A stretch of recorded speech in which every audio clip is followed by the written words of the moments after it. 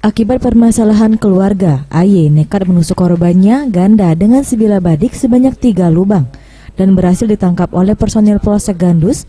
Menurut AY, pelaku penusukan mengatakan bahwa ia menusuk korban lantaran tersinggung dengan omongan korban dan korban sempat memukul dirinya sehingga membuat ia emosi. Dan akhirnya AY melakukan penusukan dengan badik yang dibawanya ke korban. Emosi apa? ya dia ngoco aku tuh. Terus? Ya nuja aku Berapa kali kau tujak? 3 kali. Pakai lading itu? Iya, Emosinya oleh apa? dia ngoco aku nyulak ke baju sampai koyak. Sementara itu, Kapolsek Gandus AKP Dedi Rahma mengatakan pelaku pada saat melakukan penusukan ke korbannya, Ayub tidak sendirian, melainkan bersama temannya Seni. Pelaku yang menusuk korbannya sedangkan Seni memegang korbannya. Saat ini baru 1 orang pelaku yang baru diamankan sedangkan Seni masih dalam pengejaran. Permasalahannya kenapa itu?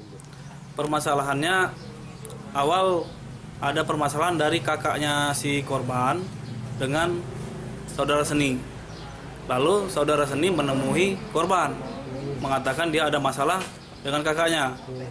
Jadi saudara Seni dibantu oleh tersangka ganda langsung melakukan pengeroyokan. Peran si saudara Seni sendiri memegang tangan korban, sedangkan si ganda menusuk korban sebanyak 4 kali. Pelaku dijerat pasal 170 KUHP dengan ancaman hukuman di atas 5 tahun penjara. Faradu Satria, Septiawan Rizky, Sriwijaya TV.